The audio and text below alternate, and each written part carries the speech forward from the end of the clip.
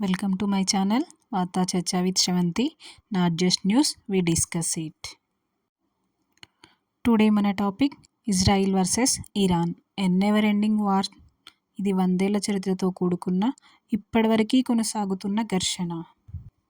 What started as political tension has now become a threat to world peace in 2025. Let's dive deep into the history, present situation and what may happen next. History of relations 1948 to 1979.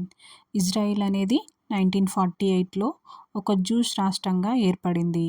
అప్పట్లో Iran Shah పాలనలో ఉన్నప్పుడు ఇజ్రాయిల్తో friendly relations maintain చేసేది. వాణిజ్యం, military సహకారం అన్నీ బాగానే ఉండేవి. But everything changed in 1979. 1979లో ఇరాన్లో ఇస్లామిక్ రెవల్యూషన్ జరిగింది. షాను డీవియేట్ చేసి ఆయతుల్లా ఖోమేనీ కేమ్ టు పవర్. ఇదే మైలురాయి, ఎందుకంటే అప్పటి నుండే ఇజ్రాయెల్ను శత్రువుగా పరిగణించడం మొదలైంది. అసలు విభేదాలకు కారణం ఏంటి? The root of conflict.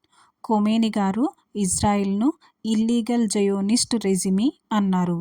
ఇది అసలు లెజిటిమేట్ దేశమే కాదు అని అన్నారు. అప్పుడు దానికి తగ్గట్టే ఇరాన్ ఇజ్రాయిల్పై దాడులకు వెళ్ళే గ్రూప్స్కి ఫుల్ సపోర్ట్ ఇస్తుంది. Hezbollah Lebanon powerful militant group, Hamas పాలస్తీనా Gaza based group, Islamic Jihad ఇజ్రాయెల్కు వ్యతిరేకంగా పనిచేసే గ్రూప్. ఇవన్నీ ఇరాన్ నుండి ఫినాన్షియల్గా, మిలిటరీగా, ఇంటెలిజెన్స్ హెల్ప్ పొందుతున్నాయి. ఇరాన్స్ న్యూక్లియర్ ప్రోగ్రామ్ 2000 తర్వాత ఇరాన్ అణుశక్తిని అభివృద్ధి చేయడం ప్రారంభించింది. తాము శాంతి కోసం అని చెబుతున్న వెస్ట్ కంట్రీస్ మట్టుకు ఇజ్రాయిల్, యునైటెడ్స్ దీన్ని పెద్ద ప్రమాదంగా చూస్తున్నారు. ఇజ్రాయిల్కు ఇది డైరెక్ట్గా థ్రెట్, ఎందుకంటే ఇరాన్ లీడర్స్ ఓపెన్గా ఇజ్రాయిల్ను భూమి మీద నుండి పోగొట్టాలి అని వ్యాఖ్యలు చేశారు.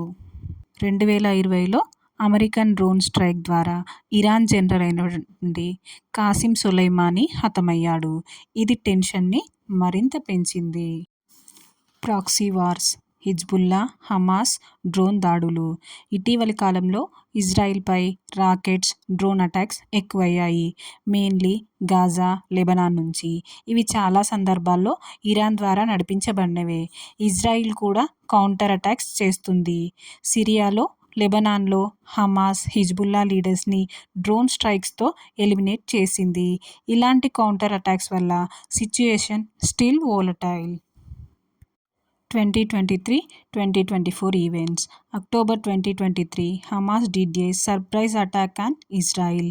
Nearly 1,200 civilians were killed. Israel retaliated with full force. Gaza was devastated. ఇక్కడే మూడో పార్టీగా ఇరాన్ నేమ్ ఎక్కువగా వినిపించడం మొదలైంది. Though Iran did not attack directly, all groups backed by Iran were actively involved. The 2025 flashpoint. And now June 2025, Iran launched Operation True Promise 3. Nearly 500 drones, cruise missiles targeted Israel. This is the first time Iran directly attacked Israel this massively. Israel retaliated with airstrikes deep into Iranian territory. Few nuclear sites, radar systems destroyed. Now both countries are almost in a war-like situation. Global reactions. ప్రపంచ దేశాల ప్రతిస్పందన. USA, Russia, China all monitoring the situation. Middle east countries like Saudi Arabia are worried. Oil prices already 7% hike అయ్యాయి. Global markets అన్స్టేబుల్గా ఉన్నాయి. మరి what next? Full war వస్తుందా? So what next? Will this become a full scale war? Will USA enter this or will it stay limited to regional conflict?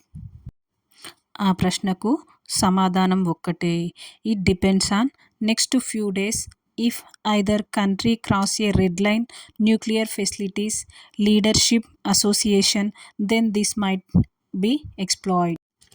Friends, ఈ వీడియోలో మనం Israel, Iran relations గురించి 1948 నుండి ఇప్పటివరకు డీప్గా చూశాము. ఇది సింపుల్ విషయం కాదు. ఇది Middle East politics, religion, global power balance అన్నింటినీ కలిపిన వైరుధ్యం. సో మీ అభిప్రాయం చెప్పండి. Will there be a full war? కమెంట్లో చెప్పండి. ఈ వీడియో మీకు నచ్చితే లైక్ చేయండి, షేర్ చేయండి. మరిన్ని వీడియోస్ కోసం సబ్స్క్రైబ్ చేసుకోండి. వార్తా chase with Sravanthi, not just news, we discuss it. మరో ఇంట్రెస్టింగ్ టాపిక్తో మీ ముందుకు వస్తాను. బాయ్.